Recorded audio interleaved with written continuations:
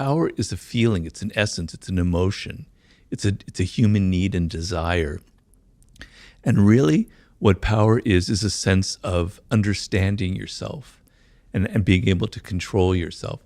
So the way I look at it, I like to look at it not through the lens of great power politics, but as an average, everyday human being here in the United States or in England.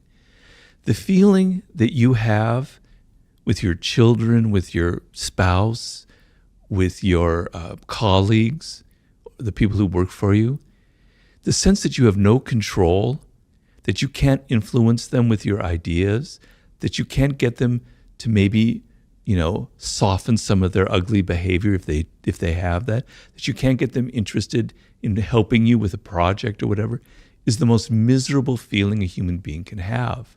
Malcolm X had a quote that I love, which is, "Absolute power corrupts, but absolute powerless corrupts even more." I'm butchering it, but that was the gist of it. The feeling of powerlessness is actually more corrupting than the feeling of having a lot of power. It turns people into being passive aggressive, into playing all kinds of weird games, negative games to get power. You want to feel that you have a degree of control over events in your life, over people, over your future. And that to me is what power is, right? And so some of that involves these games that I mentioned in there, and some of it goes beyond the 48 laws of power, which I've tried to indicate in my other books. But it's the sense that I'm not helpless in this world.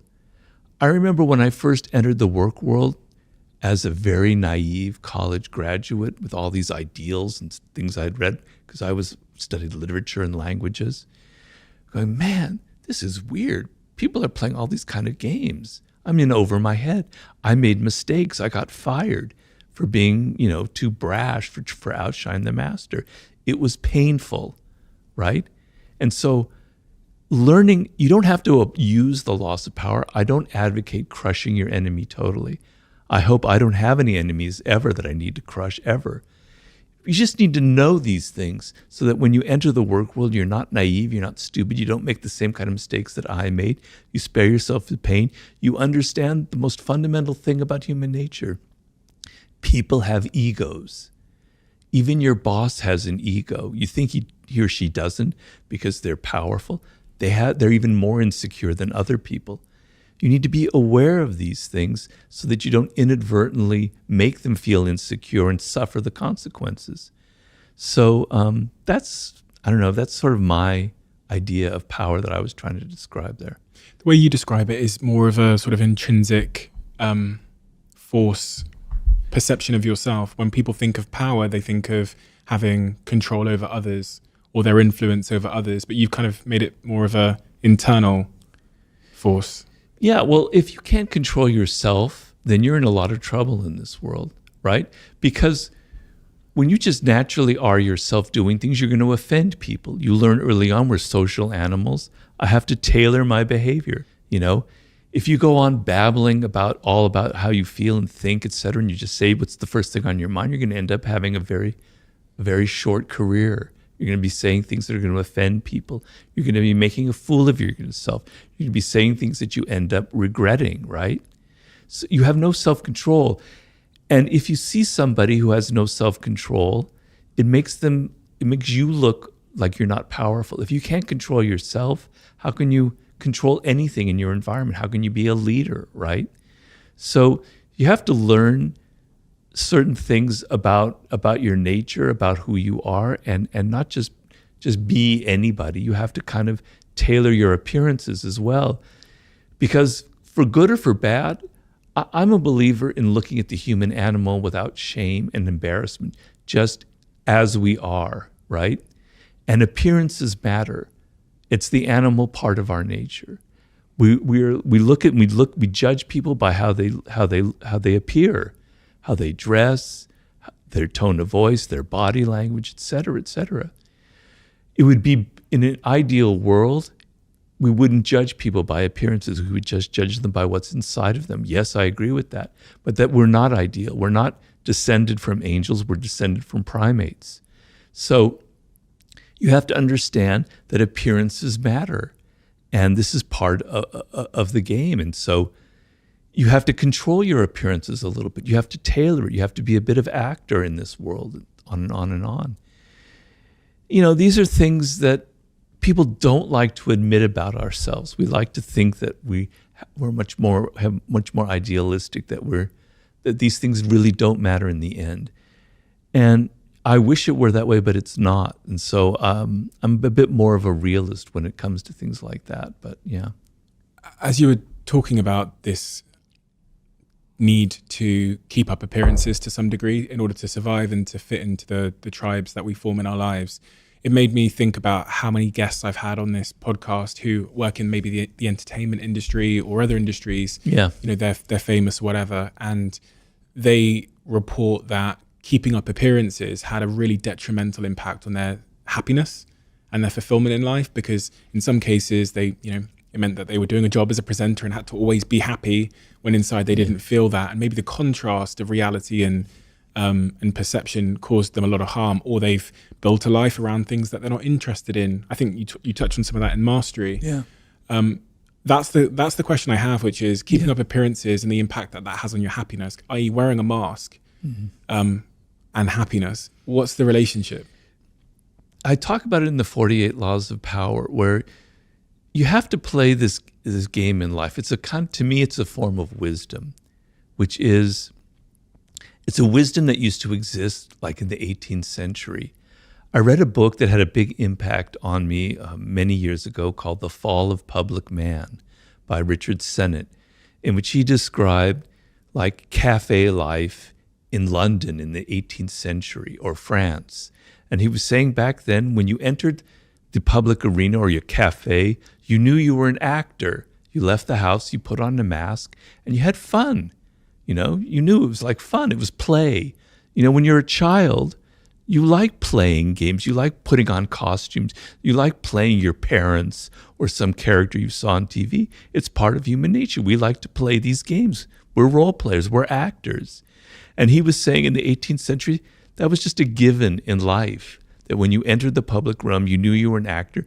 And then when you went home to your wife, your family, or your husband or wherever, you dropped the mask, you breathed a deep sigh of relief, go, now I can be who I am, right?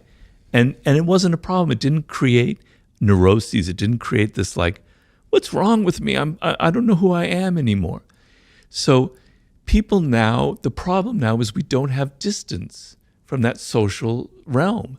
And so we think that if we're acting, that's who we are. But it's not. It's just that's part of being a social animal, is playing a role. I did a book with 50 Cent, and he kind of exemplifies a lot of that. He plays a role in life. When I met him, I thought, I was kind of intimidated. I was a little bit afraid. The thug. This is a guy, when I met him, he was, just a few years away from being shot and all this stuff. And I met him, and he was the nicest person in the world. He was almost kind of sweet. You'd hate it if I said that word, but he was sweet, right? He was very down to earth. He was very calm, etc. He's playing a role when he goes out and he plays that person, and he knows it. He knows it's like, he doesn't take it seriously. He had this big beef with Kanye West back when I was doing the book with him. And then I met the two of them in Vegas when they were there for the awards. And they were like the best of friends. They were joking. It was just a game they were playing, right? So what I tell people is, we all are actors. Humans are born actors. We learn at a very early age to play that kind of game. It's kind of fun sometimes to do that, enjoy that part of life, but don't get it confused with who you are in your essence. That's sort of the dance you're playing between those two things. I understand what you're saying, and a lot of it has to do, as you said, related to mastery, where people end up in a career that doesn't suit them. And I think I understand what you're getting at. When I look at like presenters or people in the news, and they have to smile and be so cheerful, like, man, what a drag. I'd hate to be like that, That is so false. Don't you want to take a shower after you being so cheerful and chatty and all that shit? Yeah, I understand that. But if that's the profession you chose and you love it, then maybe you don't feel that way. I couldn't do it personally. But, I think it's okay to think of yourself as an actor. I don't think there's anything wrong about that. The second very curious law in your book that I uncovered was law number 2. I'm talking about the 48 laws of power here, where it says, never trust friends too much. Learn how to use enemies. Yeah. Do you trust your friends? Okay, well, everything in the book is context. So when you take things out of context, it's a little harder to understand. And what I'm trying to say in that, I'm talking about in the work world, when you're out in the social realm. And one of the worst things that people do is you have a job, and I've been guilty of it myself even after I wrote the damn book. You're out in the work world and you need to hire somebody. You need to find a colleague. You need to find a partner or an employee. Your mind naturally gravitates towards a friend, right? Because they know you, you trust them, you have a relationship, and you feel comfortable with them. And it's a terrible mistake. So many of the worst things that have happened in history are because of that very problem. Because friends, there's all these emotions involved between people, right? And those emotions confuse the issue. So what I'm talking about in that law is when you need to get results, you need to think, when you have a job or something, you have to think in practical terms, not in terms of emotions, not in terms of friendship, et cetera, et cetera. So you want to keep your work world separate. It's not everything about life is having to be friends and having nice things and everybody like you. Sometimes what matters is getting results done. And sometimes the best person to work with isn't your friend because they don't have all this other stuff that we're talking about. In fact, a very powerful move is if there's an enemy out there, somebody who you never got along with, if you approach them and say, let's bury the hatchet, I have a job and I'd really like you to work with me. I know you're really smart. The turnaround of emotions is a very powerful thing where they're going, wow, yeah, sure, that's great. I never expected that. And they're highly motivated to now prove that they're worthy of your change of mind. So it's not about not trusting your friends in the realm of friendship in personal relationships. It's about being aware that the work world is different from the realm of personal relationships. The other point I found really curious was point 3 about concealing your intentions. And yeah. I find this curious because I've never really known where to land on this when people ask me for advice on the subject matter about how much of your hand should you show, whether it's in business or life or whatever. There's a group of people that think you should always just keep everything you're doing and your intentions totally secret, because then people might copy you or they'll attack you or whatever. And then there's another school of thought that says when you're building something, when you're doing something, when you have a mission, you need to share it with as many people as possible because that will galvanize people to come along with the journey with you, and they'll want to support you and help you. So when I read point number 3 about concealing your intentions, I wanted to ask you about what you think about that. Which side do you land on? Well, everything depends on circumstances. So the laws are never meant to apply to every situation, right? So when it's with your own team and you're trying to inspire them and you're trying to give them a vision, you try to get them on your side, yeah, you share your vision with them. You share, this is where the group is going. This is where I want things to be in 3 years. Let's all get together. We're trying to do something very positive for the world. Okay, here's my plan, right? But then there are circumstances where revealing everything about what you're planning to do is actually very counterproductive, right? So the business world in the 21st century is extremely competitive. It's getting worse and worse by the day. As more and more people now are entering the power arena, and I think it's a great thing, where it used to be just a realm where only older white men had power, and now the doors have opened to everyone. The level of competition is that much more intense, particularly now even with the internet. You have rivals out there. You have competitors out there. Even as we talk right now, maybe you're not thinking about them, but they are. They're looking to steal your ideas. They're looking to take your business away from you, et cetera, et cetera. Just be aware of that phenomenon. And just always saying what you're planning on doing isn't always the wisest thing to do. Sometimes if you're in a tricky situation, putting people off the scent and giving them a red herring and saying, I'm planning to do this when in fact you're planning to do that. It's a very powerful technique. It's deception, but all's fair in love and war and business, I'm afraid. So, there are moments where you don't want to lay all your cards out on the table, right? You want to either create a little bit of mystery so that people don't know what you're going to do next and they're wondering what you're going to do next. And as they're wondering what you're going to do next, they're kind of on their heels a little bit. What's the next thing that Stephen is planning? I don't really know. Wow. It's a very powerful approach. There are other times and other experiences and moments in life where you do want to reveal what you're planning to do because there's a purpose behind it. I'm just saying, be aware. Don't just act in this world. Be aware. Have a strategic mindset. Sometimes concealing is what you need to do. Sometimes not concealing is what you need to do. It's funny when we have this conversation about power and the darkness and the shadows that people have in them. I think a lot of people listening, and probably it seems that way because I'm the one asking the questions, as if I'm questioning society that I'm not part of. They'll think they might think they don't play these games, right? They might, so that's the question I have is like, have you ever encountered anybody? Do you believe there's anybody out there that doesn't play power games, manipulation, have shadows, have darkness in them? No, I don't. But so in my war book, I read the biography of Mahatma Gandhi, one of the saintliest figures in history, right? And I realized that Mahatma Gandhi was actually a brilliant strategist. Now, I'm not saying his use of nonviolence and civil disobedience didn't come from the heart. He didn't mean it. He didn't actually believe in the peaceful method. He did. It was very sincere. But he was very strategic about it.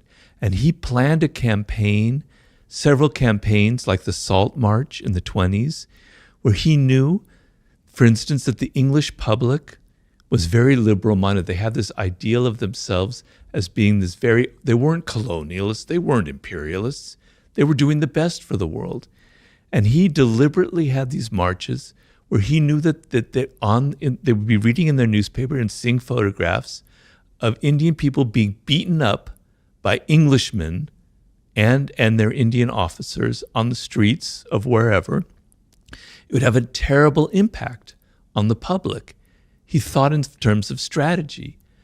Okay, so there's Gandhi. Then there's Martin Luther King, who's somebody I wrote about a lot in The Laws of Human Nature. Another great icon whom I admire, who actually was inspired by Gandhi and had campaigns of civil disobedience. And there was a campaign, I believe it was in Montgomery or Selma, I can't remember which one, where he was getting fed up. They weren't getting very far in the civil rights movement. They were reaching a stalemate, and he was getting very frustrated. And an advisor came to him and said, look, we're going to have this massive march, and I can get a lot of elementary school and junior high school students to be on this march because they believe in you and they're very fervent. And I think it would be great. And his advisors go, God, you can't do that. You can't put 13-year-olds at risk. And Martin Luther King thought about it very deeply. He said, no, we're going to go ahead and do it. Because, damn it, I want the American public sitting in there all fat and watching their televisions to see these brutal, Bull Connor, the police chief then. I want to see these children being water hosed and beaten, and it's going to have an incredible impact. He was being strategic, and his advisors were shocked by it, but it ended up proving to be one of the most pivotal, important moments in the civil rights movement. So here you have Gandhi and Martin Luther King. And Martin Luther King was a flawed individual, as we know, right? He had a private life that wasn't exactly in the same as his public life. I don't judge him for that because he was a brilliant man, and I admire him. I love him deeply. Reading his biography made me even admire him even more, seeing that he had a human, flawed side to him. But these are icons that we set up, and they reveal what I'm talking about in human nature. You can't escape it. Yeah, maybe there was some saint born in some century that I've never heard of that maybe got pretty far away from everything I've talked about. But, we all have this idea like, In the Laws of Human Nature, I write about irrationality, envy, aggression, or narcissism. Narcissism is a good one. Oh, they're a narcissist. I'm not a narcissist. I'm not self-absorbed, but they are. Yeah. I don't have any of those traits. Well, damn it. Every single human being has self-absorption traits. We can't help it. We naturally think of ourselves first. Yes, there are people who are much deeper narcissists in life, no doubt, and there are toxic narcissists, but we all have a touch of it. I want you to be a little more humble in this world and not be so arrogant and not think that you are somehow exempt from having a dark side, that somehow you were born with a halo over your head, that you were born different, you don't have human nature, that you're a saintly person, you're much better. Get rid of your moral superiority, because I find that deeply offensive. We are all cut from the same cloth. We all have the same flaws. And when you look at yourself, and when I wrote the Laws of Human Nature, I'm going, damn it, Robert, you have a dark side. You're a narcissist. I had to come to terms with my irrationality, my grandiosity, my aggressive instincts. But it's the only way to change yourself is to be aware that you have these issues. I have the narcissistic tendencies. Now I see it. All right. Now when they pop up, I can control it better. I can say, damn, Robert, you're being too self-absorbed to think more about the other person. But if you go around in life thinking, I don't have any of these problems, I'm not a narcissist, you're never going to have the awareness to stop the fact that you are actually one. Being a narcissist, is that objectively a good or a bad thing? Because when you was obviously, I know people at home go, it's a bad thing. It's a narcissist cause a lot of harm, and that's very true. But in the context of the human animal and why the human animal develops certain attributes and qualities to maybe further its survival or its ability to stay within the social pact, is it just a consequence of being a human to have these like shadow traits and to be coercive and manipulative? Is it good or is it bad? Or is it neither? It's neither. Because it just is, right? So with narcissism, for instance, there's a reason why we're narcissists.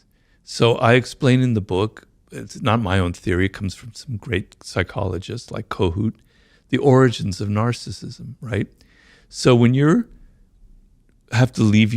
parents have to kind of not abandon you, but have to not give you as much attention as you used to have, and you're 3 years old or 4 years old, you don't remember it, but it was very painful. Like, oh, they don't love me as much. What's wrong with me, right? I have to get that love and attention, not just naturally, I have to do things to earn it, et cetera, et cetera. And what happens with a lot of people in that situation when you're a child is, I have to I have to be my own mother or father. I have to find a way of loving myself. When something bad happens, I have to retreat inward and go, I'm really not so bad at all. I'm actually a decent person. I like my own tastes. I like the clothes that I wear, et cetera, et cetera. You're developing the shreds of self-esteem, right?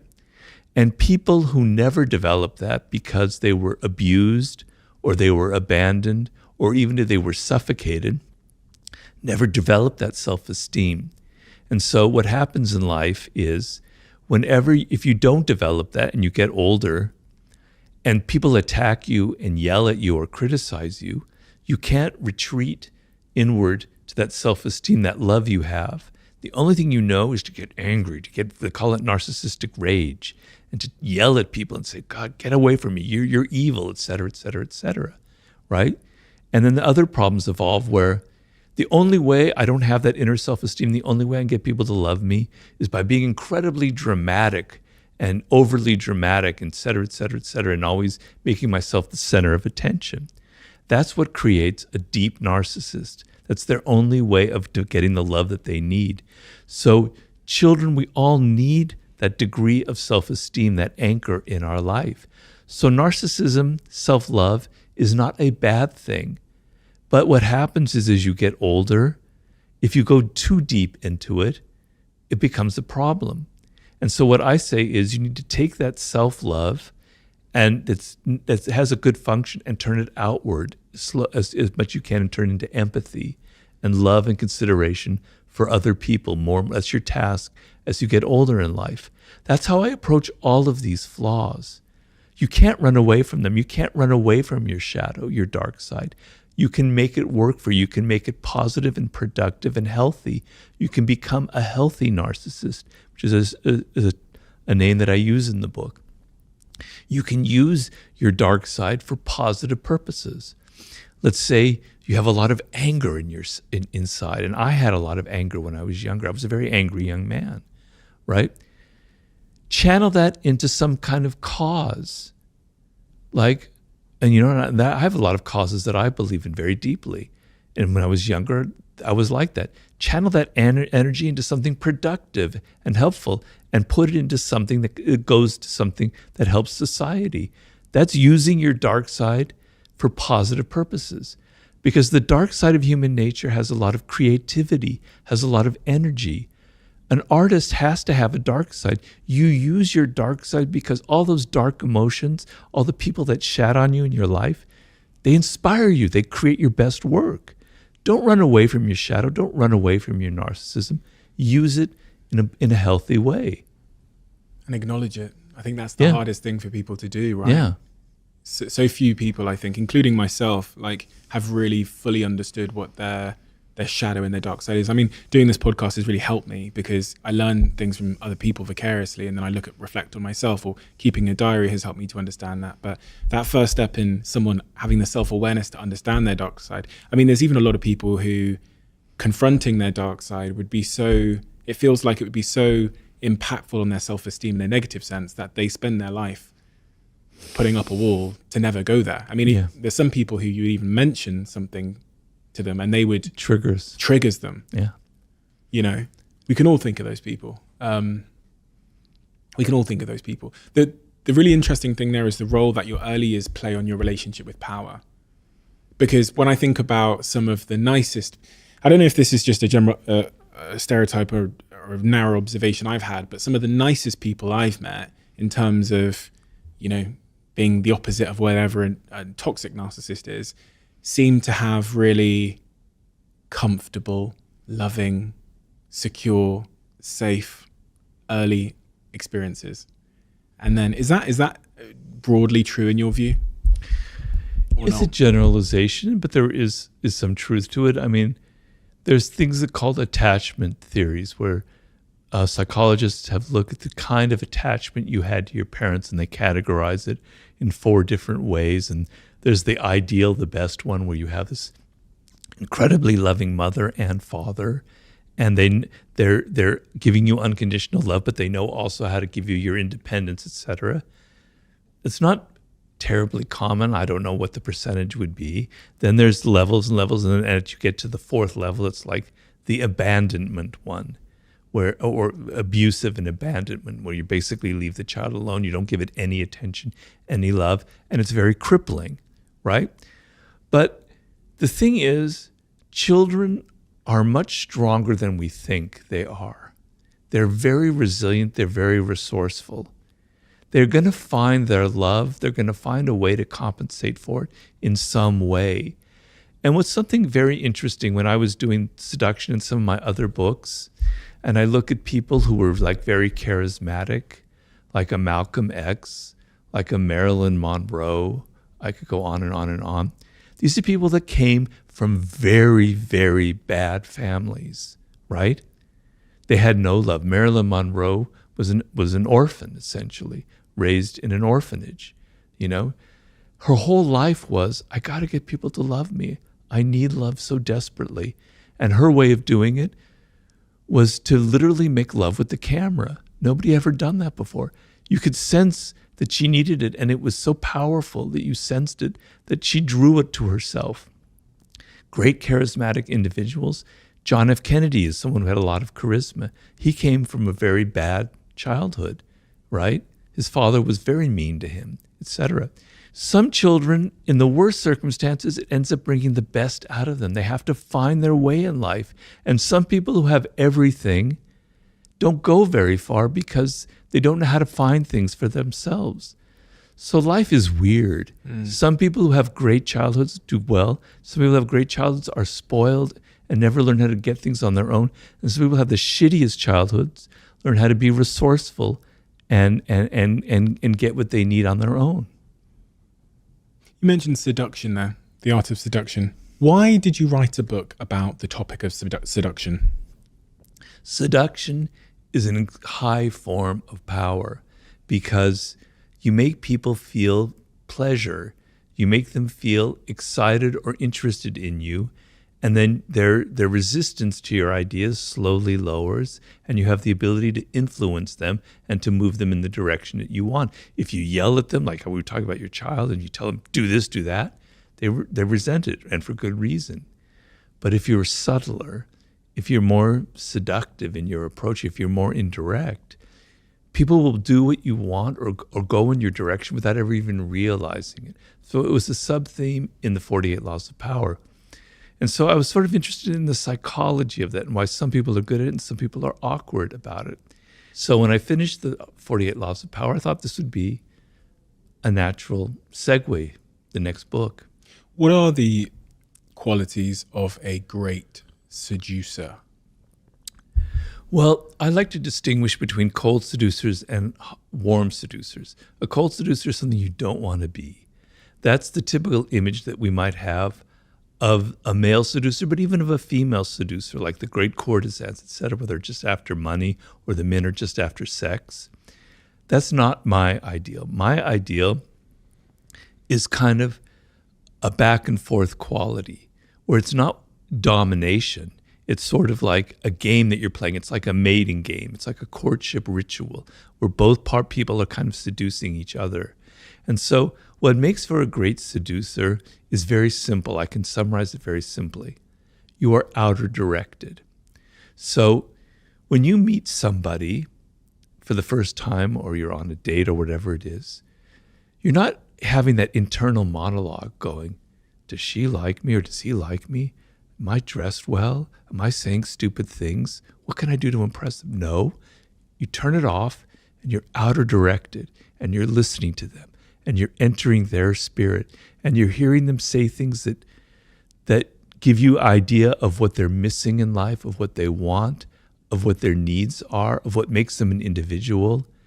You're absorbing it, you're entering into their spirit, and then you can reflect it back to them. You can give them gifts. You can take them to places that show that you're attentive to them. Because if you look at how we are in our day-to-day life, normally people never pay us attention. They're always so self-absorbed. They're never thinking about us. The times where you get the sense that people are actually interested in who you are as an individual is pretty rare. If you give that feeling to someone, it's incredibly powerful because we all want to be validated. We all want to be recognized. So the seducer is not someone who's all worried about him or herself and thinking. They're involved in the other person. They're absorbed like a sponge inside their psychology, inside their world. A lot of this is, very applicable to romance and dating, etc., etc. It feels, for whatever reason, not necessarily something I've read much about in your work, but it feels like dating and romance and relationships have become much more complicated in the modern world. That it's become much more difficult to seduce somebody. What are the attributes of someone then that is not good at seducing? Anti-seducer has many qualities. I have a whole chapter on the anti-seducer. I try and define it. There's several of them. I don't have them all memorized, but one quality that's very anti-seductive is preaching and moralizing. Is like telling people, "Oh, that's wrong what you just said," or "Your politics are ugly," or "You're not really good at this," or something or other. Having a moral superiority, a sense of sanctimony in a realm which should be about pleasure, where should be that kind of equality, that kind of back and forth dynamic, where you're asserting your moral superiority, is deeply, deeply anti-seductive, the element of preaching to people. Not being generous, and I mean not just with money is important, but not being generous with your spirit, right? You want to be open, you want to give as much as you can to the other person of yourself, of your time, of your money, of your energy, etc. So being all kind of crimped and I don't want to give, I don't want to spend money, I want to take you to the cheap place to eat. I don't want to give you much time is very, very anti-seductive. When you were talking a second ago about the person who goes on the date and they're thinking about themselves and what they, what their hair looks like or whatever else, that spoke to an insecure person. Is insecurity a seductive quality or is it a anti-seductive quality? It is anti-seductive. Now, there is a part of weakness that is seductive. So I would say vulnerability is seductive, but insecurity is anti-seductive. And there's a big difference. Why does vulnerability draw people to you? Because the sense, so if I can define seduction in simple terms, most of the time we are closed to the influence of other people. Particularly now, we have these walls up because life is harsh. People are coming at us with their advertisements, with their pleas, with their wanting money, with this, that, and the other. And we've all learned to be very defensive, right? And seduction is an openness, is the opposite of that. And you felt it when you were a child towards your parents. You felt very vulnerable and open. And there was an element of your parents and how they treated you that was very much like a seduction, right? So seduction is about being open to the other person to the extent where you can even fall in love. You can fall under their spell. And the sense of letting go of your ego, letting go of your defensiveness, and letting another person enter your world is being seduced. It requires vulnerability. If you meet the typical scenario is of a man who's not vulnerable at all. He's so powerful and in control and everything, has no vulnerabilities. It's frightening. For a woman, it could be very frightening. Like this, he's so strong, he's so invulnerable that there's something wrong about it. Maybe he's a serial killer. Maybe he's got skeletons in his closet. Something isn't right about that. What seduces you about a puppy, about a child, about an animal, is their vulnerability. It makes you want to hug them. It makes you want to help them, right? The sense which if you came upon a tiger that's there and they don't need that, well, that's not seductive. I mean, on your screen it is, but if they're there in your living room, that's not seductive. But that puppy is, right? Vulnerability, the sense that somebody needs protection or help, brings out qualities in us that we don't normally have that I think allow for seduction. So that is being vulnerable. That is, I can be influenced by that other person. I am open to their spirit, right? That's being vulnerable. The word vulnerable, I hate to sound like a professor here, so excuse me, in seduction, comes from the root of it means a wound, vulnus. So you have a wound inside of you and you need healing. And the other person naturally wants to help you, right? But being insecure is means I'm so self-absorbed, I'm so worried about myself that I can't get out of it. And we've all had that experience. When you meet somebody and you can sense, you can smell their insecurity in them. I'm not judging them because we all have insecurities. It makes you feel insecure. It makes you feel a little bit awkward. Whereas if you meet someone who's not like that, who's confident, etc., it brings out that quality in you. So if you're on a date and there's someone you smell that kind of insecurity, it makes you awkward and insecure. It creates a kind of a problem. So that would be the difference between the two. There's going to be a lot of people listening to this that are single and ready to mingle. What advice would you give them in terms of being great at dating? You've talked about the importance of vulnerability there and how that kind of forms connection between humans in a very innate way. What else is great dating advice for the single people out there?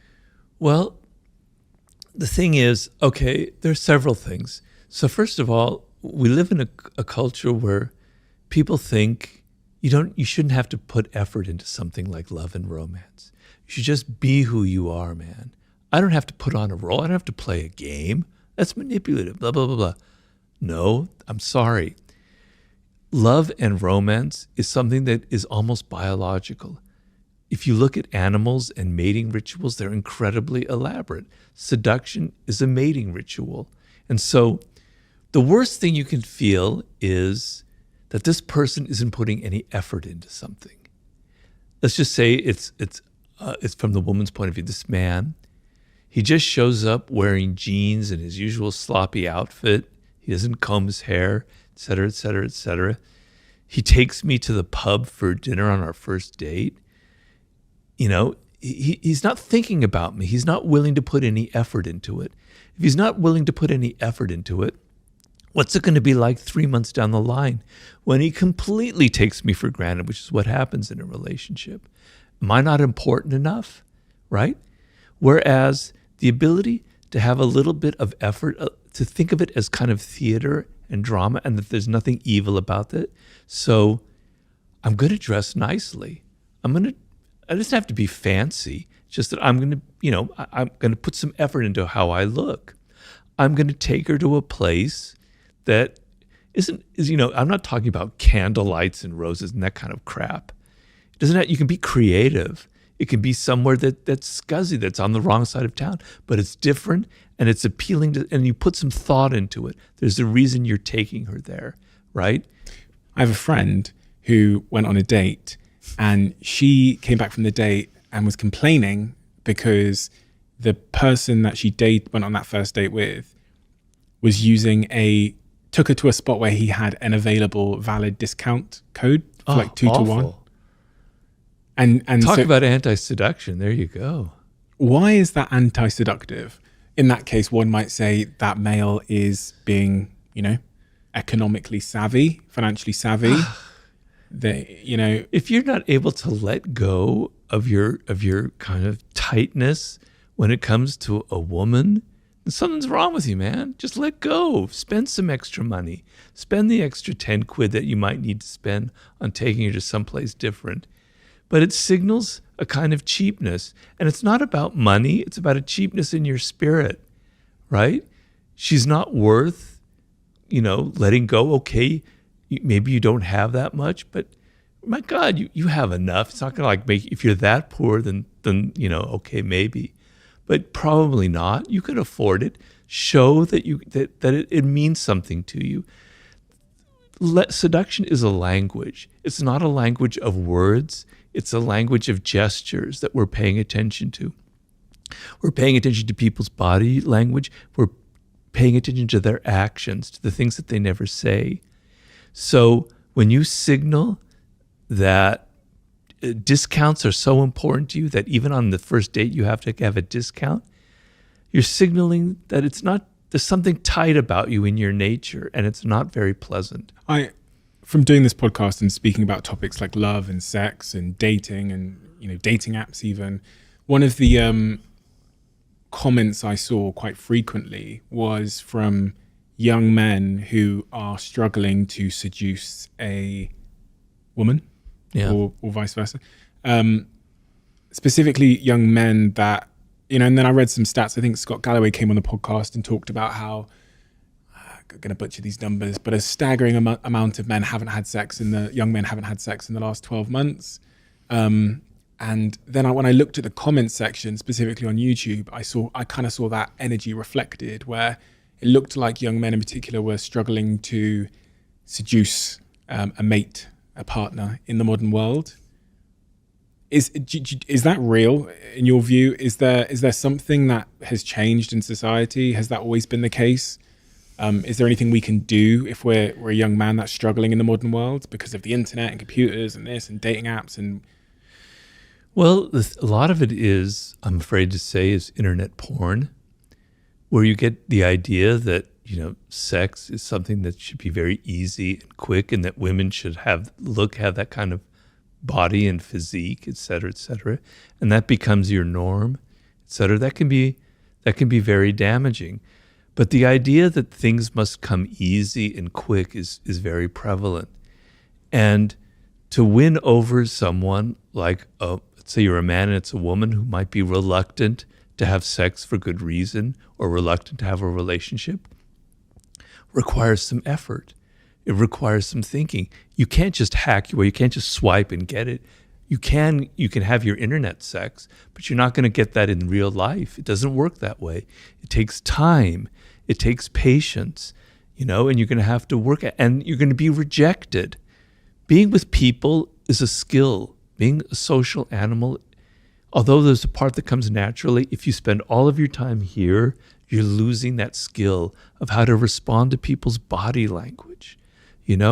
Half of the thing is you're sitting in a bar opposite, let's say it's a woman, and how she crosses her legs, how she sips her drink, how she looks at you, how she touches her hair.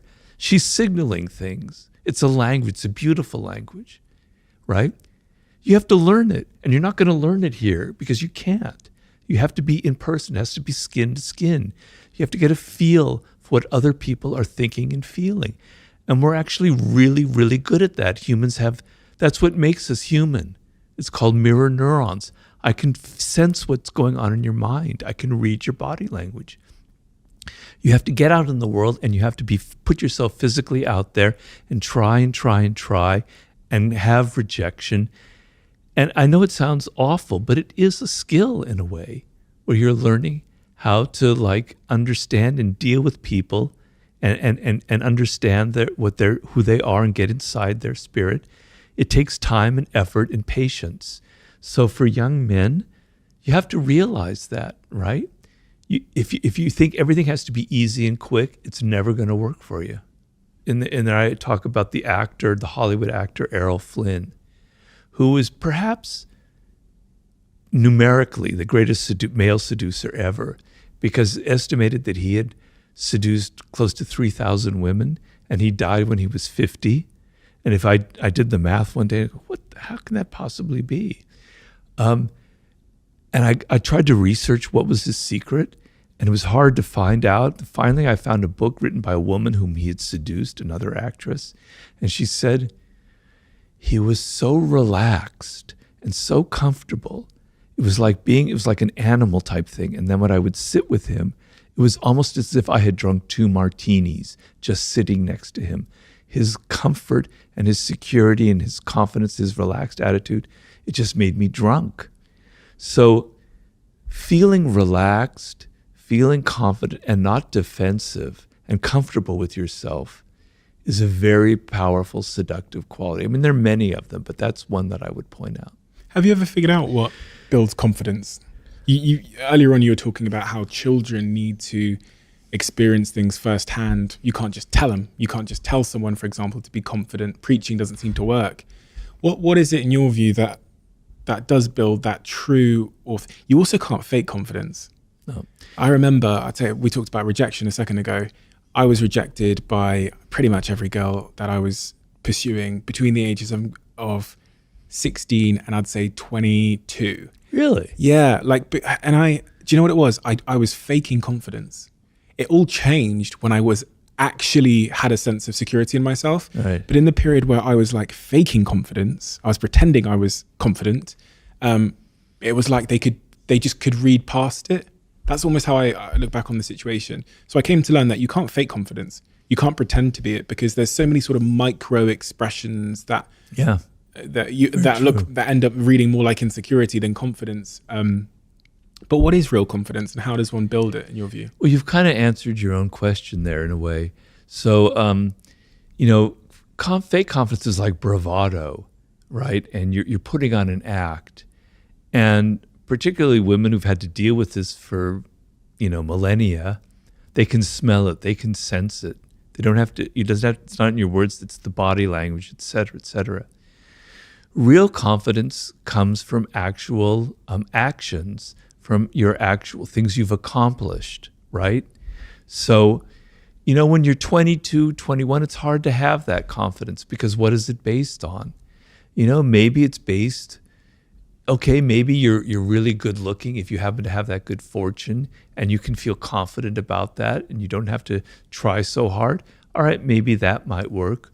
Or maybe you're really good at sports, or maybe you're a really good dancer, or you're a really great singer, but it's based on something real. You have a skill. You have something that separates you. You have something that you can do, that you can accomplish. Because when you're 21, it's hard to have those. I look back on myself when I was that age. I had nothing. No wonder I got rejected, So It comes from what you do in life, okay? The finest sense of confidence is actually creating things and having success and meeting goals and achieving things and having a record of that, and maybe what goes with that is having some money, but it's not necessarily, because you don't have to have a lot of money, and you don't have to be good looking to seduce. That's a myth that I try to explode in The Art of Seduction. Some of the greatest seducers, male and female, were not good looking at all.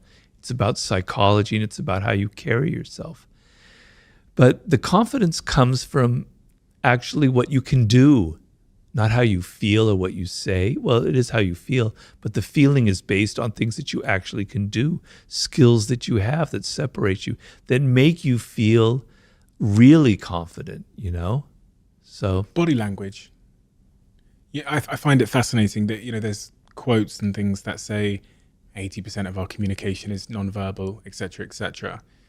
Body language is so interesting to me because, again, I think that's one of the things that it's just impossibly hard to fake. I was reading, a couple of books on, there was a phase when I was, 20, probably just after being rejected all the time, when I was maybe 22, where I started reading books from pickup artists, and they would obsess on the topic of body language. And one of the things they'd say is, and I was explaining this to my girlfriend a couple of weeks ago, that when a man is lower confidence and when he's desperate, he does this thing called pecking in a nightclub, where he'll lean in and shout in your ear. And when he's higher confidence, he kind of leans out and he'll wait for you to lean in. Small things like that, subtleties like that intuitively we're reading and understanding and communicating and etc. But someone that doesn't have the confidence probably isn't even aware that they do. So when I reflect on my rejection phase, I think, gosh, my body language must have been exuding desperation and low status and low value, low self-esteem. What's your thoughts on body language? Well, in my last book, Human Nature, I wrote a whole chapter on it. I quoted the figure 95%, but who knows what it really is. The thing it is that we evolved for hundreds of thousands of years before language existed, right? And our earliest ancestors depended on the group for their survival and getting along, and their powers came from observing other people and their body language. You could read it. So it's a skill that's wired into us, wired into our brains. It's a very unique skill that we humans have. It's just that you don't learn that. When you're a child, when you're 2 years old, you have it because your life depends on it. You have to see if your mother is loving you or your father is kind to you, because if not, you could be abandoned. Your life depends on it. You're great at reading that. And children are incredibly adept at picking up body language. So if someone is fake, if someone's an imposter, they hate being around children because children see through you, like radar, right? Because they're so attuned to it. You had that skill when you were very young, but you lost it because you became so oriented with words and you became so self-absorbed that you're not paying attention. But it's extremely important, right? So the whole body is involved in it. So you've got to first stop thinking about people's words so much. Because the one thing about words, unfortunately, is people can lie. They can say whatever they want. They can say, I love your screenplay. That was fantastic. You were great in that movie. I thought you were great, et cetera, et cetera. They can say anything to please, to flatter, to cajole you. But body language, man, it doesn't lie, right? So I talk in that book about the eyes and the fake smile. The fake smile is something you see every single day, but you're not paying attention. It's like,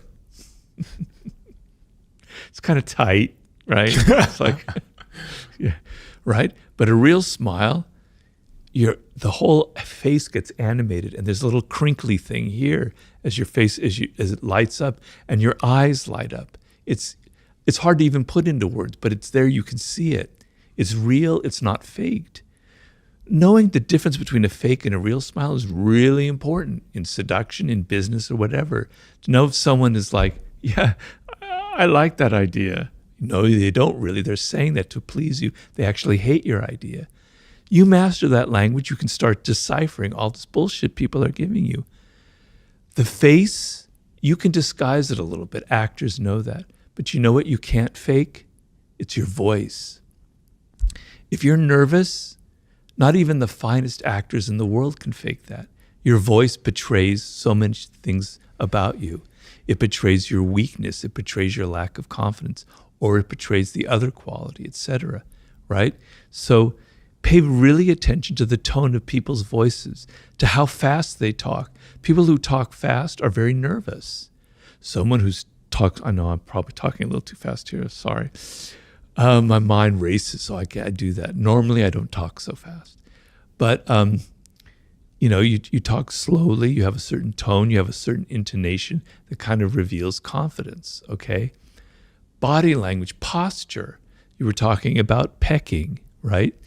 When you go and look at a meeting of people in a business meeting, you'll see all the employees kind of leaning forward, nervous, and you'll see the boss kind of leaning back, arms crossed like this, I'm the powerful one, you come to me.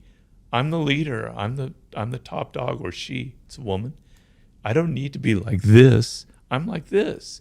Body language reveals a lot about leadership qualities, et cetera, et cetera, et cetera.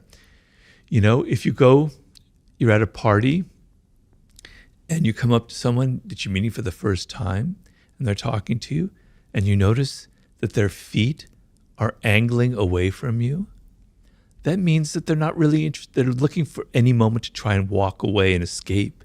They're not really into you. Whereas their feet are facing you, they're engaged, they want to talk to you, right? This is a whole art you can learn. You can sit there and you can read it. And I give the story in Laws of Human Nature of a man named Milton Erickson, the founder of NLP and hypnotherapy, probably one of the most brilliant psychologists who ever lived. When Milton Erickson was 19 years old or so, he had polio. He nearly died. His entire body was paralyzed. The only thing he could move, the only muscle he could move were his eyeballs. Now imagine that. He was a young man with a very active mind. He can't talk, he can't do anything. All he can do is move his eyeballs a little bit. He was so bored. Can you imagine how bored you'd be like that? You can't read, you can't do anything. People would come in to visit him. All he could do was look at them and study them. He became the greatest reader of body language ever in the history of mankind. People said he was almost had ESP. He could read everything about who they were just by looking, because he ended up recovering. He became a psychologist. Because his life depended on developing this skill, he was going to just die from sheer boredom if he didn't learn how to read body language. He mastered that language much like somebody could master French. And it's an incredibly powerful language that I can't emphasize enough.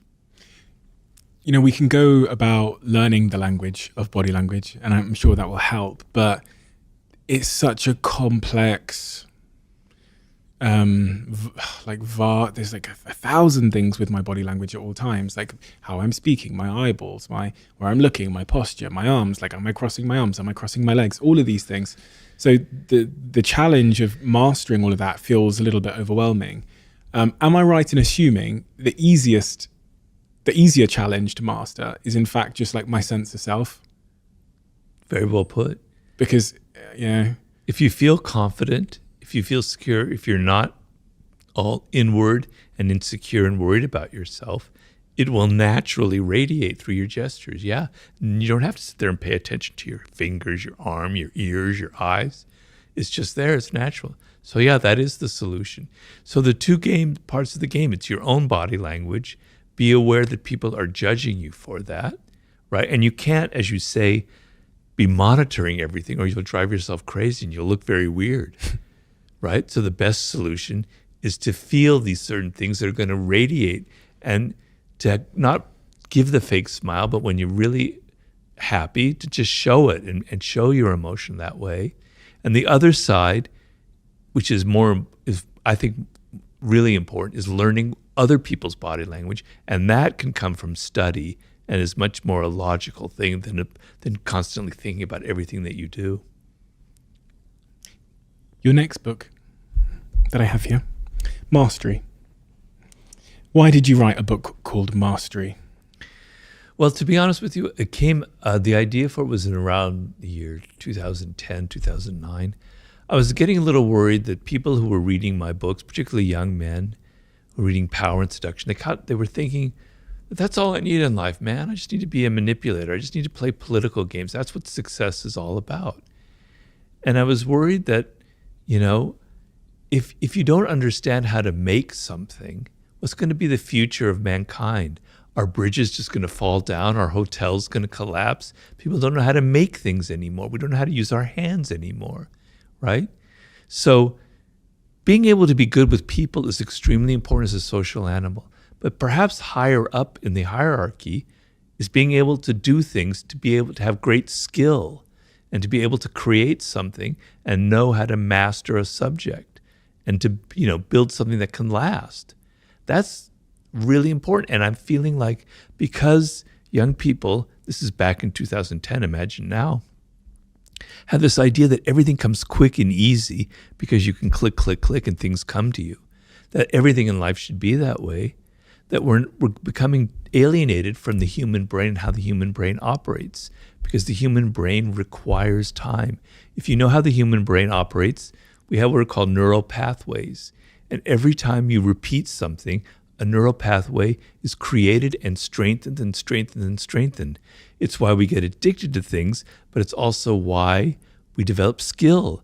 So if I'm sitting there shooting free throws day in and day out and day out, my brain is wiring it, it's learning that motor skill, that hand-mind thing, and it's getting better and better and better at it. It takes time, it takes repetition to build those pathways. And I explain in Mastery that you reach the proverbial 10,000 hours, which some people dispute nowadays. So it's just a number. It's not a fact. You've spent so long learning something that there's so many pathways. It's like this amazing inner landscape with all these connections going on in your brain. And now you can be creative. Now you can come up with things that nobody's ever thought of. You can play chess on a higher level. You can be Pele on soccer or Lionel Messi making passes that no one had ever seen before, because you're not having to think, right? You don't have to think anymore. Your body just does what it wants. Imagine 20,000 hours, which is possible, just people sometimes attain in certain fields. You're almost like a genius. You're almost like superhuman, right? If you're someone who's so logged into the internet, to getting things instantly, you can't get past 100 hours, let alone 10,000.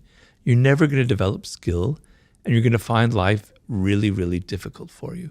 So I wrote the book because I was actually deeply worried that we were losing a part of how the human brain operates, something elemental part of our wisdom. The interesting through line between that and the subject matter we've discussed in Power and Seduction is that by learning to master something, you build that sense of self-esteem and confidence that we're looking for, to be good at the former topics mentioned. But on the topic of mastery, the first chapter in this book, and really the first question a lot of people ask, is this question about finding your passion. And I've always had a difficult relationship with this question because it sometimes assumes that there's one of them and that you have to go in search of it somewhere. In the first chapter of your book, you talk about discovering your life task. Why is it important? Is it the same thing? Is finding your passion and finding your life task the same thing? No, I just recorded this yesterday on my own podcast. I went on a rant about how it's not about passion. It's not about finding your passion. I actually don't like that word passion. It kind of makes me cringe, because if you think about it, passion, to succeed at anything requires time and effort and boredom and tedium. So let's just say a simple example. You're learning to play the piano. When you first sit down at the piano, you have to play these really insipid tunes. It's so boring. You have to learn, I forget what they call it, finger exercises and scales. On any instrument, you have to learn scales, etc. It's tedious, man. If you think it's got to be passion, forget it. You're never going to get far.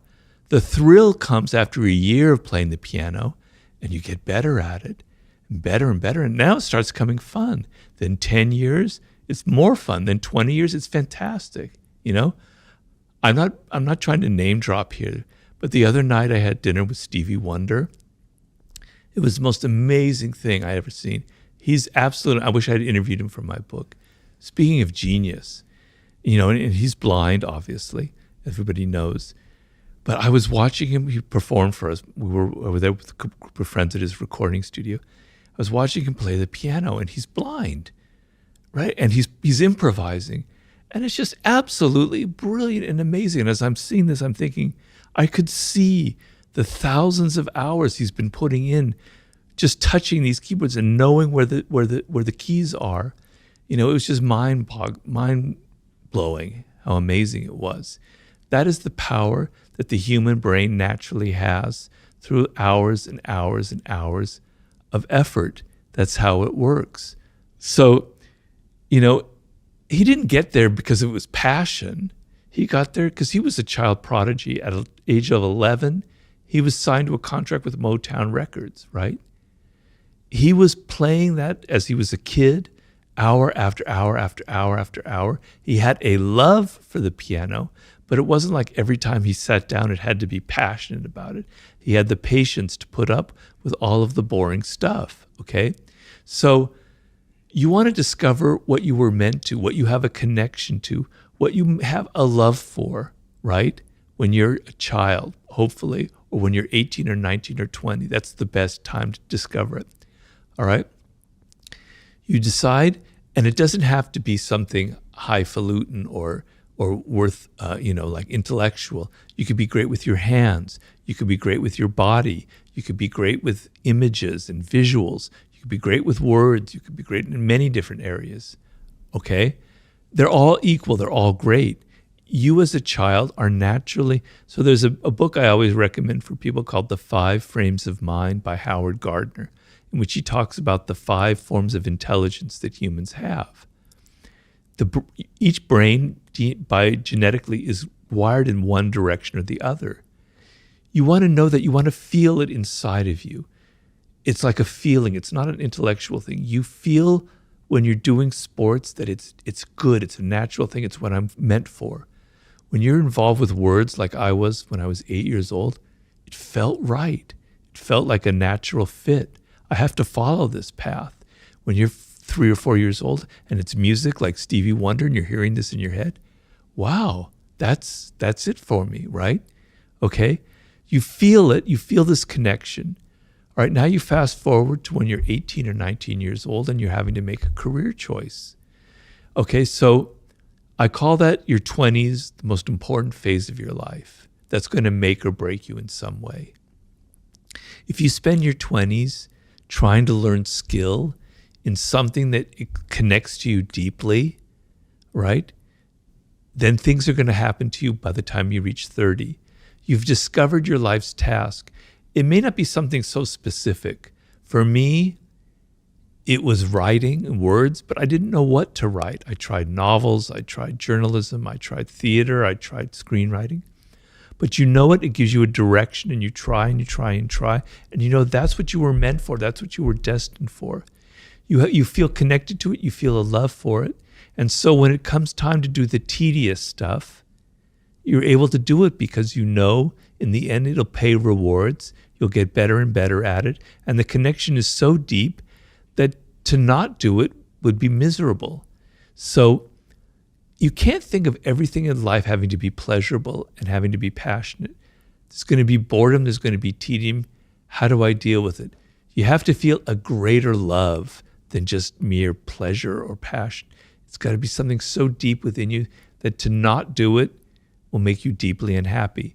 For me, not to write or be a writer, I don't think I'd be alive right now. I would have been so miserable. I would have been so alienated from who I am. So that's what will get you through. That's what a life's task is. When you think about that, in the book you talk about the first phase, which is, your apprenticeship on your journey to mastery. When you're in that apprenticeship phase, when you're maybe early in your career, you're early on your journey to becoming the pianist, the violinist, the podcaster, the entrepreneur, whatever. What are the most important things to be selecting for as it relates to the job you take, the people you're around, that kind of thing? Like if there's a 23-year-old listening to this that is an apprentice at a floristry shop making bouquets of flower, and they're being offered 5 different jobs in the industry of floristry, which one should they be looking at if they're in the early steps of their apprenticeship? Very easy question to answer. Thank you. You want to look for the job that offers you the most possibilities of learning. So if you're going to go to a florist shop where there's only one other person there, it's like an entrepreneur who started it, and you're going to be like their right-hand man or woman, and you're going to learn, and the pay is half of what you could get at this very fancy. You could be working at the shop at some department store where they'd pay you triple. Take the job that pays 1/3, where you're going to learn the most. You're going to learn about the business. You're going to learn from the ground up. And, there's going to be a level of excitement where, we might not survive another few months. We've got to work hard. We've got to be motivated. We're all on the same page here. A lot of people, when they're 23, they grab the job with the biggest paycheck. And that's a mistake, because if you go to like a large firm, you're kind of lost. You don't have as much responsibility. You suddenly have to deal with all the political games, the 48 laws of power. You're not paying attention. You're not developing skills as much. You don't have as much responsibility. Take the job that has 1/2 the salary, but you're responsible. You're going to be learning, and it's up to you. That's the most important thing you can do when you're at that point in your life. You say there's 3 steps in that apprenticeship. Deep observation. Is that what you mean when you say deep observation? You mean like being able to observe the job happening, or do you mean something else? Well, it means that. It also means, so most people, when they start a job, their first impulse is, I've got to impress people. I've got to make them like me. That's that inward direction that's so deadly in seduction and it's deadly in life. You want to be outer directed. You want to observe the codes and conventions of your field, the social codes, what's acceptable behavior, what's not acceptable behavior, the skills involved, the various heuristics, the various things that you have to learn that create skill. You want to be a sponge absorbing what's going on around you. What are the things you need to learn? What are the valuable skills? What are the things that aren't valuable? Who are the people you need to avoid? Who are the people you need to emulate?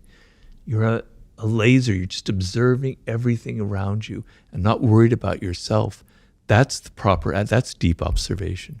You talked about skill there. It's all well and good seeing skills and knowing which skills are important, but acquiring those skills is point number 2 when you're in that apprenticeship phase in life, skills acquisition. And this kind of goes to what you were saying with the working in a florist shop next to the entrepreneur. You're going to be hands-on, you're going to be doing, which is also goes to what you said earlier about parents and children, like putting them in situations where they get to do stuff. Yeah. A lot of jobs don't offer that. A lot of jobs don't offer the difficulty, the challenge, right? How important is that? Well, we call it learning by doing. And you see, some things play into how the human brain operates. That's what you want. I give the image in the introduction to mastery, pardon the alliteration here, but the brain has a grain to it. You want to work with that grain. You don't want to work against the grain because it's counterproductive. And one of the grains of the brain, is learning by doing. When, flashback 300,000 years ago, and we're sitting there, we're making tools out of bones, out of wood, etc. The way the skill was passed on to other people and didn't die with one generation was you watched this person making the tool, and then you watched them and you learned and you imitated them. Flash forward to the medieval period in Europe, where they had apprenticeship schools, 7 years, you're learning masonry, you're learning carpentry, you're learning whatever. For 7 years, you're sitting there watching somebody make things and you're doing it. That's how the brain operates. You learn by doing, not by thinking, oh, this is how things are fitted in mortar, with mortars, et cetera, No, I'm doing it with my hands. The brain and the hand have the most connection of any part of our body because so much of our power as a species depended on our hands. We don't have much of that anymore, but learning by doing things with your hands or making things is how the brain is wired. So you want to go with that grain. So you want to do things, you want to make things, you want to be learning through action, not through just a lot of talk and, As you might know, the show's now sponsored by Airbnb. I can't count how many times Airbnbs have saved me when I'm traveling around the world. Whether it's, recently when I went to the jungle in Bali, or whether it's when I'm staying here in the UK or going to business in America. But I can also think of so many times where I've stayed in a host's place on Airbnb and I've been sat there wondering, could my place be an Airbnb as well? And if it could be, how much could I earn? It turns out You could be sitting on an Airbnb gold mine without even knowing about it. Maybe you have a spare room in your house that friends stay from time to time. You could Airbnb that space and make a significant amount of money instead of letting it stay empty. That in-law, that guest house, that annex where your parents sometimes stay, you could Airbnb that and make some extra income for yourself. Whether you could just use some extra money to cover some bills or for something a little bit more fun, your home might be worth a little bit more than you think. And you can find out the answer to that question by going to airbnb.co.uk/host. One of the things that you referenced at the start of this conversation, I think maybe even off camera, was in 2018 you had a stroke. And that changed your life in a very fundamental way. Can you tell me what happened and how it changed you? Well, it was a terrifying experience. I was in a coma. I emerged from it, and suddenly, I'm somebody who's very physical. Sports was a huge part of my life. I would swim very long distances. I love mountain biking. I was doing all kinds of hiking. It was extremely important to me. Every single day I did something physical to take my mind off things. Suddenly it's taken away from me. The left side of my body is basically paralyzed. I have no control over it. To this day, I still have problems with it. Can't swim, can't mountain bike, can't hike, right? I can't take my mind, I can't think while I'm taking a hike. I can't type. For a writer, that's not much fun. I had to deal with crap that I've never had to deal with in my life. I had a pretty easy time compared to this. I had to learn new life skills when I'm already 62 years old, That isn't easy stuff. I don't want to whine or complain because people deal with worse stuff all the time. A lot of people get cancer, etc. But anybody who's had a stroke knows what I'm talking about. It's very hard because you can practice and practice and practice and practice hours and hours of therapy. I do over an hour of therapy every day, and you hardly notice any results. The frustration, it takes you 10 minutes to tie your shoes. You can't button your thing. You have to get other people to do that. It's hard to cut food. You have to be patient. You have to accept this. You have to find another way of loving your life, of accepting these things that you took for granted before. And I tell people, I look out my window now where I'm writing and I see people walking their dog, and I put myself in their shoes and I go, God, that must be so great just to walk your dog down the street. What a pleasurable thing. They don't realize it. You take it for granted now. Please don't take it for granted. Understand that the ability that you have now to run, to walk your dog, to swim, to type, it can be taken away from you. And just appreciate your life for what you have, because the things that I love were taken away from me and I wish they hadn't been. So I've had to adjust myself. When something like that happens in life, when you are the victim of a tragedy or instance or circumstance or something that happens, there's often a degree of unfairness surrounding it. And when I read about that incident in 2018, I read that it was a bee sting that caused a clot that caused the stroke. Yeah, I know. It's actually, I think, a wasp. But if that wasp had been like moving, the wind had been a little different and had moved this way instead of this way, I may not have had a stroke. But I can tell you this. So in May of that year, the stroke was in August. In May, I'd finished The Laws of Human Nature, which took me 5 years. And when I finished that book, I felt like I was near death. I was so exhausted. I was so drained. My wife was really worried about me because I just looked really haggard. Slowly, I kind of recovered. But then in July, I went to New York and I forgot my blood pressure medication that I take. So my blood pressure was starting to rise. And then I came back to LA and I walked in this park and the wasp stung me here. And my whole chest turned red and it was like the most unbearable feeling. So I went to the hospital. They gave me this drug called prednisone to relieve the itching. Prednisone increases your blood pressure. And so when I ended up having the stroke, the blood clot, it was right where the wasp sting was. So the neurologist said, probably all this cholesterol was released from that drug from that wasp sting here, and that's where the blood clot occurred, okay? But there were all these other circumstances that kind of led to it, a kind of a perfect storm. And maybe if I hadn't had that wasp sting, it would have happened 4 months later under different circumstances, and I would have died. Because what happened was I was driving my car when I got my stroke. My wife was in the other seat. She saw something really strange going on my face. I didn't notice it. She forced me to pull over the side of the road. 90% of the time I'm alone. I'm swimming, I'm hiking, I'm driving. Could have happened 4 months from then. She wouldn't be there. I'd be dead right now.